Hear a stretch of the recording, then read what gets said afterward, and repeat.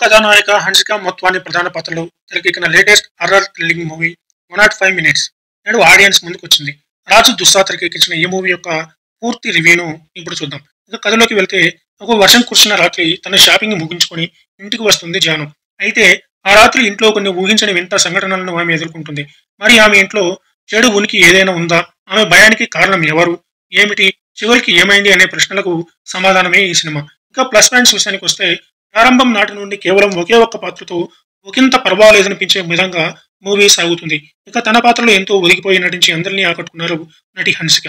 Visuals మెప్పించాయి. ఇక minus points విషయానికి వస్తే కేవలం ఒకే ఒక పాత్ర తీసుకుని సినిమాని నడపాలి అనే దర్శకుడి ఆలోచన బాగున్నప్పటికీ కథనం కూడా ఆసక్తికరంగా రాసుకుంటేనే అది ఆడియన్స్ అలరిస్తుంది అనే అంశం గుర్తుంచుకోవాలి. కొన్ని సినిమాటిక్ లిబర్టీస్ తీసుకుని ఆయన ఈ మూవీని ముందుకు నడిపిన విధానం ఆకట్టుకోదు.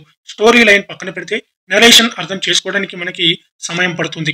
ఇదే ఈ సినిమాకి మైనస్. కొన్ని నిమిషాల తర్వాత ఈ సంఘటనల వెనుక గల కారణాలను తదుపరి గంటలో వెల్లడయ్యే అవకాశం ఉందని ఆడియన్స్ భావించవచ్చు.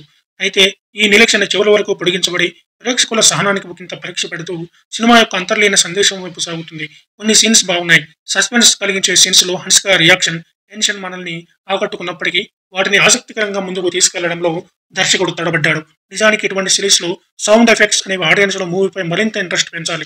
అయితే అందుకు భిన్నంగా ఇందులో ఇవి ఇరిటేషన్ తెప్పిస్తాయి. ఇంకా టెక్నికల్ విషయానికి వస్తే ఈ మూవీకి దర్శకత్వం వహించడంతో పాటు కథను కూడా అందించిన దర్శకుడు రాజు దుస్సా చాలా వరకు విఫలమయ్యాలని చెప్పాలి.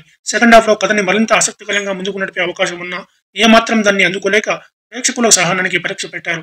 కథలో మరింత డెప్త్ ఉంటే బాగుండేది. గత సినిమాల్లో మాదిరిగా సంగీత దర్శకుడు శ్యామ్ సియస్ ఈ మూవీకి అనుకున్న స్థాయిలో BGM work అందించలేదు. Cameraman Kishore Boyapadu చిత్రీకరించిన విజువల్స్ బాగున్నాయి. ఇక ప్రొడక్షన్ వాల్యూస్ కూడా పర్వాలేదు. ఇక మొత్తంగా చెప్పాలంటే చివరగా 105 మినిట్స్ సినిమాలో హన్సిక ఆకట్టుకునే నటన, అలరించే విజువల్స్ తప్ప మరే అంశము కూడా ఆకట్టుకోదు.